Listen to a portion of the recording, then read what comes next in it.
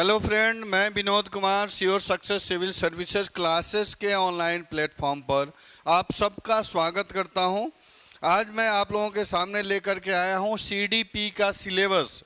CDP यानी CTET में जो पहला सेक्शन होता है 30 नंबर का, जिसको बाल विकास के बोलते हैं, यानी चाइल्ड डेवलपमेंट पेडागोजी, जिसको बाल विकास और शिक्षण शास्त्र बोलते हैं। इसके डिटेल सिलेबस को समझने की कोशिश करेंगे, क्योंकि यह बहुत इम्पोर्टेंट सेक्शन है। दोनों पेपर में, पेपर 1 में और पेपर 2 में, दोनों कॉमन सेक्शन है।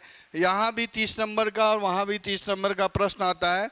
और इसमें ध्यान रखें, आप अगर 6 से 14 साल के बच्चे के एक्टिविटी को अगर आप ऑब्जर्व करेंगे तो मैक्सिमम क्वेश्चन आपके सोल्व हो जाएंगे, क्योंकि आपको 0 to 6 क्लास के बच्चों, 0 to 5 क्लास के बच्चे को पढ़ाना है, जिसमें पेपर 1 आपको क्वालिफाई करना है, और आपको 6 to 8 बच्चों को पढ़ाना है तो पेपर 2 क्वालिफाई करना है। अर्थात ध्यान रखें, आप 6 ईयर से 14 ईयर्स तक के बच्चों के एक्टिविटी को ऑब्जर्व करेंगे तो सीडीपी के मैक्सिमम क्वेश्चन आपके सोल्व हो जाएंगे। आइए हम लोग बात करते हैं चाइल्ड डेवलपमेंट पेडागोजी के सिलेबस को और समझते हैं कि आखिर इस सिलेबस में क्या है और क्या क्या हमें पढ़ना है।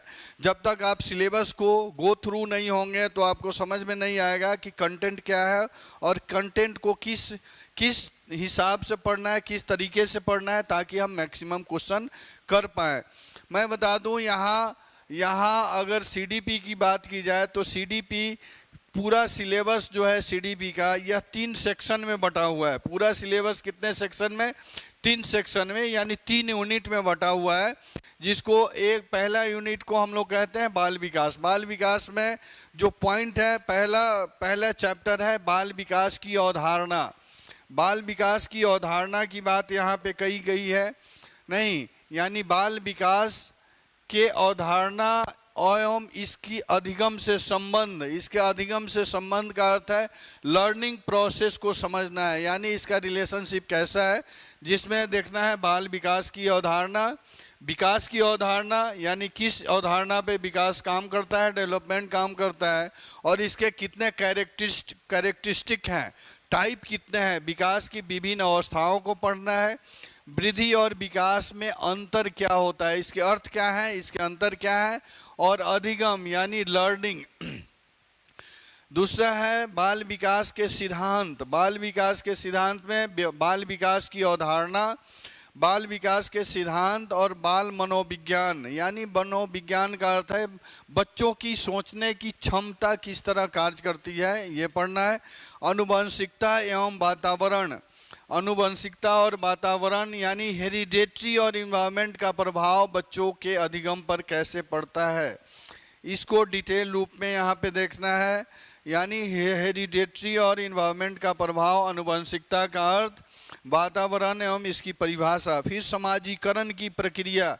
समाजीकरण की प्रक्रिया में समाजीकरण का अर्थ, परिभाषा, समाजीकरण के सिद्धांत, समाजीकरण की प्रक्रिया के मुख्य अभिकर्ता कौन है, सिद्धांत कौन है, इन सब चीज़ों को समझने की कोशिश करनी है। यहाँ पे 5वां सेक्शन मैं बता दूं आपको हो गया। 5वां सेक्शन की अगर बात की जाए, 5वें सेक्शन की बात की जाए तो इसमें प्याजे, कोलबर्ग और वाइगोत्स्की के सिद्धांत को पढ़ना है। ये बहुत इम्पोर्टेंट सिद्धांत है और यहाँ से निश्चित रूप से 2 से 3 प्रश्न आ जाते हैं। 2 से 3 प्रश्न निश्चित रूप से पूछे जाते हैं। बाल विकास का सिद्धांत यानी बाल विकास पर प्याजे, कोलबर्ग और वाइगोत्स्की का क्या व्यू रहा है, क्या मत रहा है। जिन प्याजे का संज्ञात्मक विकास के सिद्धांत, संज्ञात्मक यानी कॉग्निटिव डेवलपमेंट की बात की जाती है, कोलबर्ग का इनका सिद्धांत क्या है, फिर वाइगोत्स्की का सिद्धांत क्या है। 6ठा पॉइंट है बाल केंद्रित शिक्षा, प्रगतिशील शिक्षा की अवधारणा, यानी हम चाइल्ड सेंट्रल्ड एजुकेशन की बात करते हैं, प्रोग्रेसिव एजुकेशन की बात करते हैं, क्योंकि आपको पता है हमारी शिक्षा व्यवस्थाएं जो है यह चाइल्ड सेंटर्ड ना हो करके टीचर सेंटर होती है, लेकिन वह शिक्षा ऑथेंटिक नहीं है। यहाँ यहाँ क्या है, चाइल्ड सेंटर्ड टीचिंग की बात की जाती है। बाल केंद्रित शिक्षा, बाल केंद्रित शिक्षा के महत्व क्या है। प्रगतिशील शिक्षा यानी प्रोग्रेसिव एजुकेशन, प्राथमिक शिक्षा की सार्वभौमिकरण को पढ़ना है। 7वां पॉइंट है बुद्धि निर्माण और बहुयामी बुद्धि, यानी बच्चों का बुद्धि निर्माण कैसे होता है। बच्चों जो छोटे बच्चे होते हैं उसमें इंटेलिजेंस का विकास कैसे होता है, बुद्धि का विकास कैसे होता है, आप ध्यान रखेंगे। इसको डिटेल रूप से पढ़ना है यहाँ पे। फिर मैं बात करूँ बुद्धि निर्माण एवं बहुआमी में बुद्धि को समझना है, बुद्धि निर्माण के सिद्धांत को समझना है, बुद्धि परीक्षण, बौद्धिक बुद्धि और विकास। 8वां सेक्शन है भाषा और चिंतन। भाषा और चिंतन यानी बच्चों के भाषा का विकास कैसे होता है, उनके अभिलक्षण क्या है, चिंतन और विचार क्या है, समस्या और समाधान। 9वां है सामाजिक निर्माण में लैंगिक मुद्दे। लैंगिक मुद्दे सामाजिक निर्माण में यानी लिंग कैसे प्रभावित करता है। विद्यालय में लैंगिक भेदभाव तो नहीं होनी चाहिए, और होता है तो उसको दूर कैसे किया जा सकता है, कैसे किए जा सकते हैं, इसको पढ़ना है। 10वां चैप्टर है व्यक्तिगत भिन्नता। व्यक्तिगत भिन्नता यानी शिक्षा के स्तर पर देखा जाए कि शिक्षा में बालक जो होते हैं अलग अलग इन्वायरमेंट से आते हैं, अलग अलग पर्यावरण से आते हैं, तो उनका सोचने का क्षमता बुद्धि अलग होता है, तो उनके हिसाब से वहाँ शिक्षा देने की बात की जाती है। नेक्स्ट पॉइंट है यहाँ पे, नेक्स्ट चैप्टर की मैं बात करूँ तो अधिगम का मूल्यांकन, इवैल्यूएशन ऑफ लर्निंग की बात की जा रही है। मूल्यांकन और सतत और व्यापक मूल्यांकन। सतत व्यापक मूल्यांकन, उपलब्धियों का मूल्यांकन एवं प्रश्नों का निर्माण। अगर ये सब पढ़ने के बाद बच्चे को टेस्ट करने की विद्या होती है, यानी बच्चे को हम टेस्ट करेंगे कि हाँ उसका बौद्धिक विकास किस स्तर पे हुआ है। फिर आता है नेक्स्ट सेकेंड सेक्शन की मैं बात करूं तो सेकेंड सेक्शन है यानी सेकेंड यूनिट की मैं बात करूं तो सेकेंड यूनिट है जिसमें आपको पढ़ना है समावेशी शिक्षा की अवधारणा। समावेशी शिक्षा की यानी inclusive education, concept of inclusive education की बात की जा रही है। और इसमें पहला चैप्टर है विविध पृष्ठभूमि के वंचित बालकों की पहचान। क्योंकि हमारा देश जो है विविधता वाला देश है, और विविधता में विविध संस्कृतियां, विविध सामाजिक परिवेश है, और यहाँ विभिन्न सामाजिक परिवेश के बच्चे आते हैं तो उनको हमें समझने की आवश्यकता है और उनको पहचान करने की आवश्यकता है ताकि हम शिक्षा के उद्देश्य की पूर्ति कर सकें। नेक्स्ट है पिछड़े, विकलांग और अधिगम से अशक्त बालकों की पहचान करने की आवश्यकता है दूसरे सेक्शन में। तीसरा सेक्शन है प्रगतिशील और सृजनात्मक। तीसरे सेक्शन की मैं बात करूं तो इसमें कहा गया है प्रगतिशील और सृजनात्मक बालकों की पहचान कैसे करनी है, क्योंकि यह पहचान बहुत इम्पोर्टेंट है। तीसरा यूनिट है अधिगम और अध्यापन। अधिगम और अध्यापन अर्थात basic process of teaching and learning. Third unit की अगर मैं बात करूं सीडीपी के थर्ड यूनिट की, तो इसमें आता है basic process of teaching of learning की बात कही गई है।